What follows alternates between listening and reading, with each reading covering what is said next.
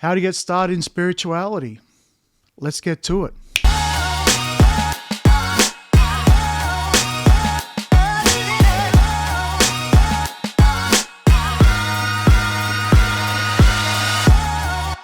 Welcome to Accidental Ascension. My name's David Masterton, and I thank you for joining me on this episode.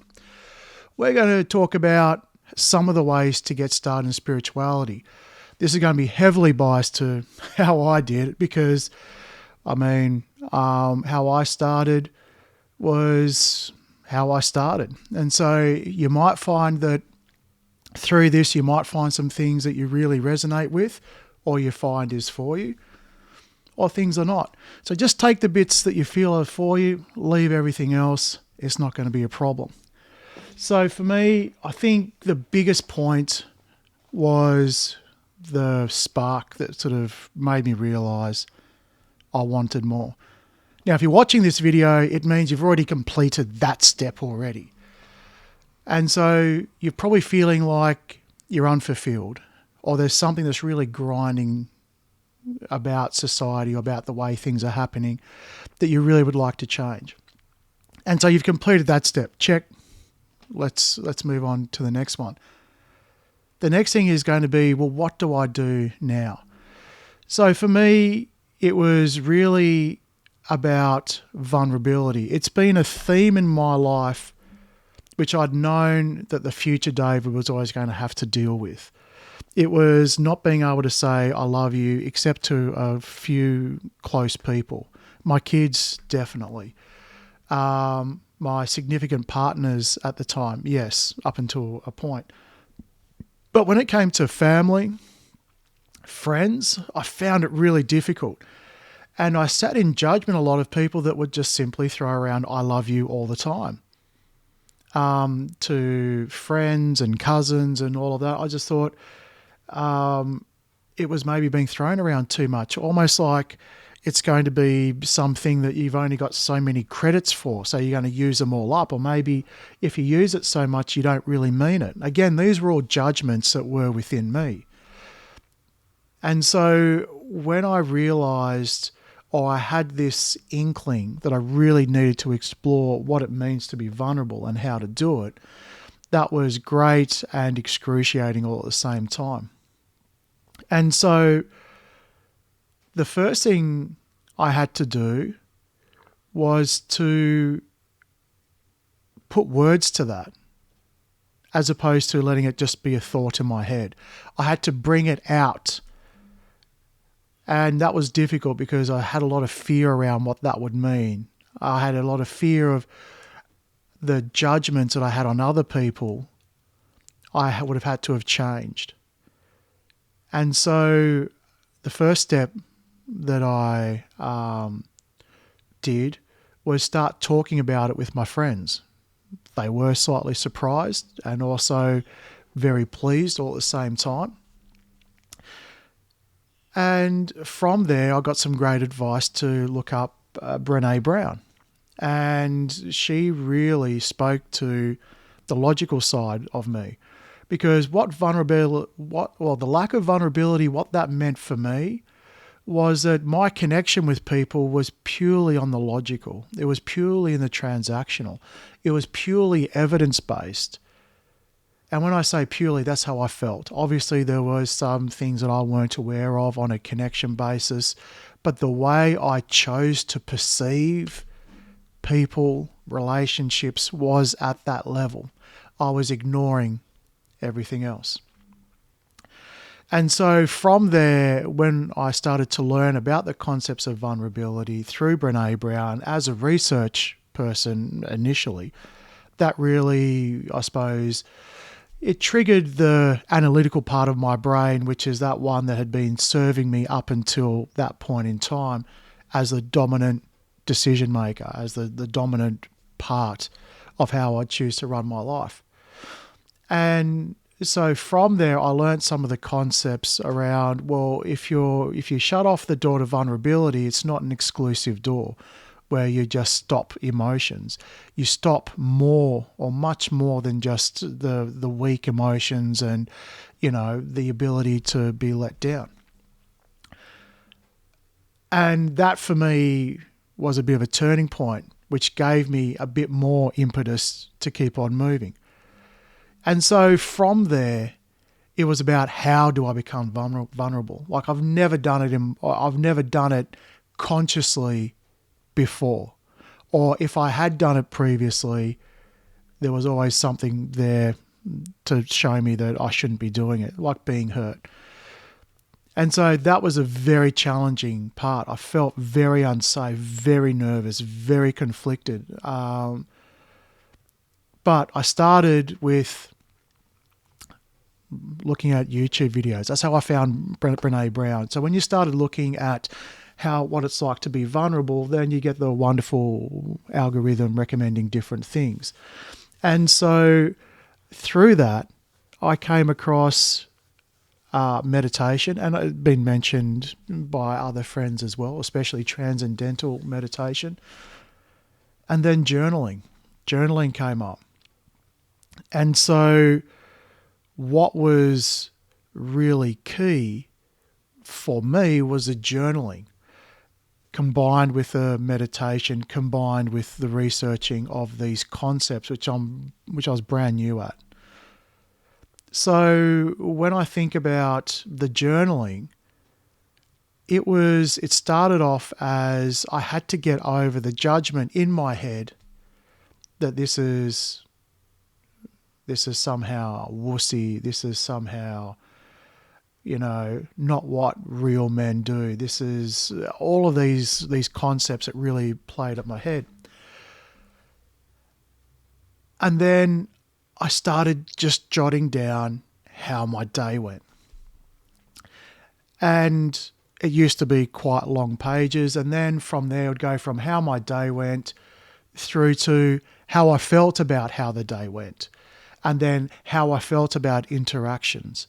And then I stumbled across gratitudes, how to be grateful in the day. So I'd then start to write down 3 things I was grateful for. And some of them were repetitive, but I started to think about if I had to write down 3 things I was grateful for, what would they be? And would I have the 3 for the night? So it was quite mechanical to start off with. And then as I wrote more and more out, more things came up. And it's not like just sort of sweeping the old sort of dust and the garbage off the floor. Imagine you sweep and then more stuff reappears to keep on going. It wasn't just you clean the slate once and you're off and going. And I found that to be really challenging. I mean, it was great when I look back at it in hindsight, but during the time it was really quite challenging. And to then go to the next step was to then start to express how I felt about things to people, as opposed to, in my experience, being it doesn't matter, I don't care, I can fix it, you can't hurt me, really having the boundaries up, to then bit by bit telling people that, I feel this way about when you say that, or things I never would have said before, because it was sort of something that, yes, I might have felt it, but it's really not relevant to this conversation because of who I perceived I was. And then when I'm telling people, I'm then journaling about it. So it seems to be this sort of repetition of the safe space to let your feelings out starts off with journaling. And then anyone's day is going to be filled with interacting with people, and the people that are important in your life and that you see constantly, whether that be at work or family or friends, you can then open up a little bit more. During this time as well, I found a coach, which was Mayara Assis from Mayara Healing Arts, and did her course and one-on-one sessions, which was around sacred sexuality, because that had really piqued me when it came to, well, if I can be vulnerable, what does that mean? Or if I'm looking to be vulnerable and I'm looking to change the way I was before into something new, how is that going to impact not just how I connect with people ordinarily, but from a place of love and romance and connection, which I'd been married twice.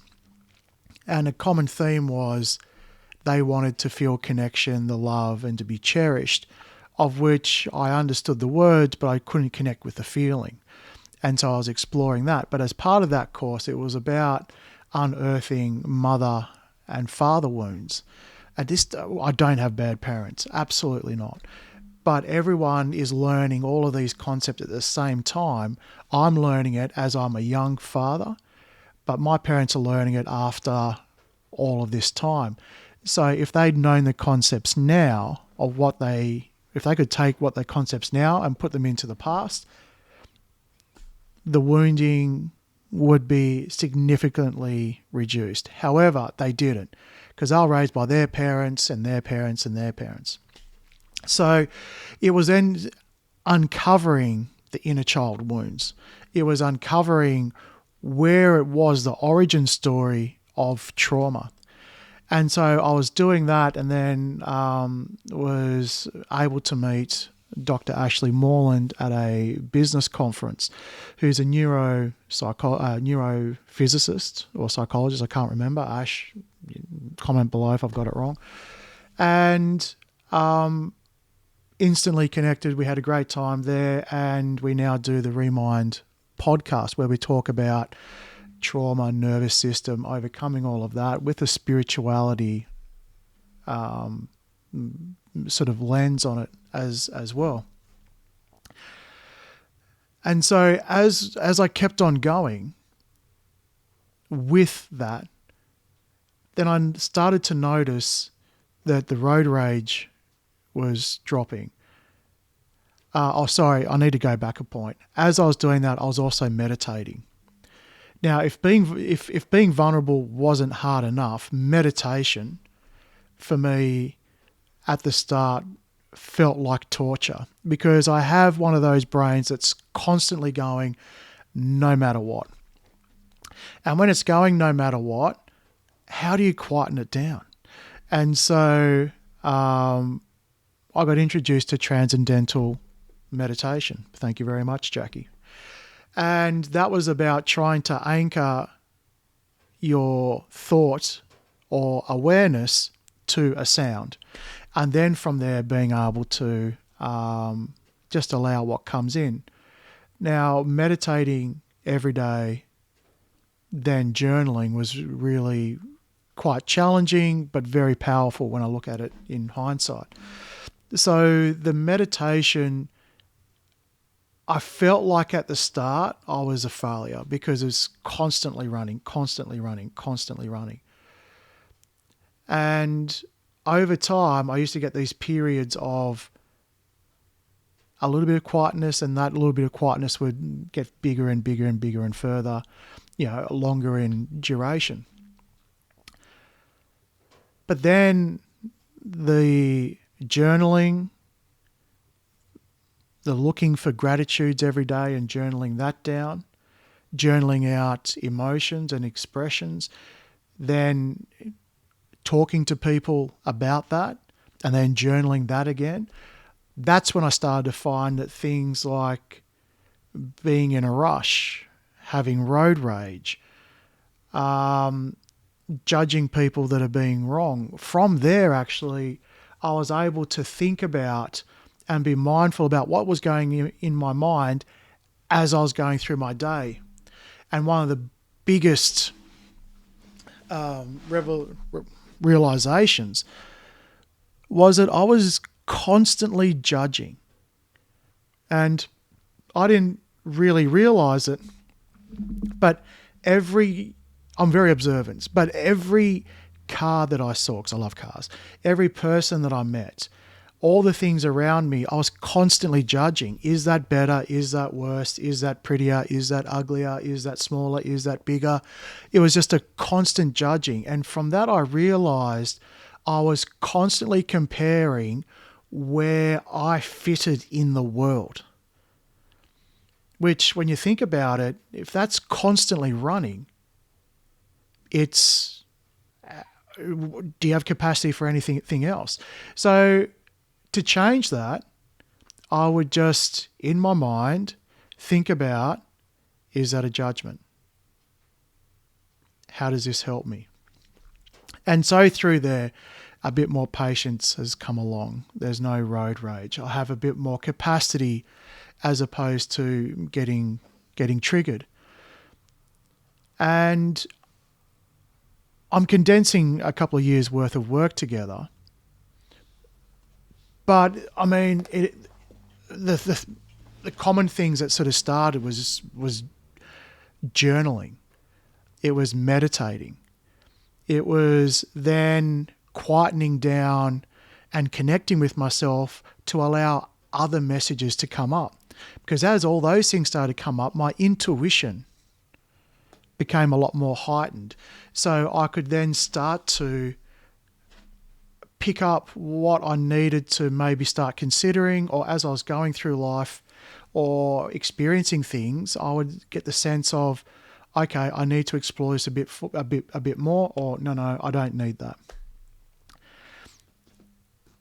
And that was really important. I can't think of anything else that I've really written down.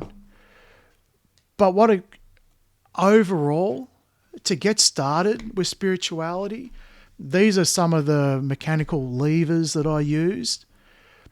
But ultimately, it's quietening down the distractions of the outside, healing the traumas on the inside to bring it up. Now, when I talk about journaling, I spent, this was around COVID as well, I spent a couple of days isolating with my kids because we had COVID. And we used that time, well, I spent that time journaling out even my childhood and just the most, just things that would come into my head, not judging what was coming into my head, but just journaling it out, listening to old music. And one thing that is common throughout all of this was absolute allowing myself to feel the emotion and to cry and to purge, which I felt very unsafe when I'd be crying. So I'd spend a lot of time trying to stop it, because every time I'd looked at what people were doing when they were crying, generally I would feel that they were too emotional.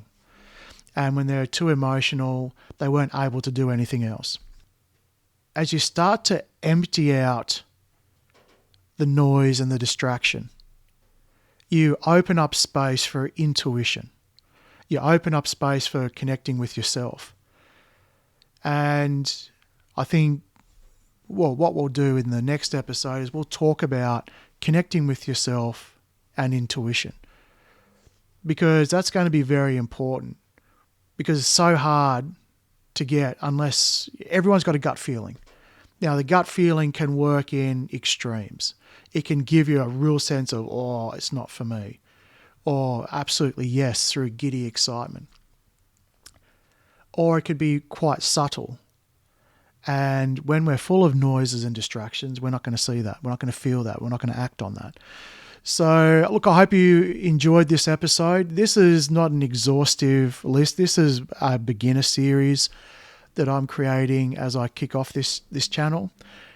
Let me know in the comments what you thought about it, anything that you really resonated with, or things that you feel as though I might have missed. I'm open to absolutely both. But anyway, until the next episode, take care.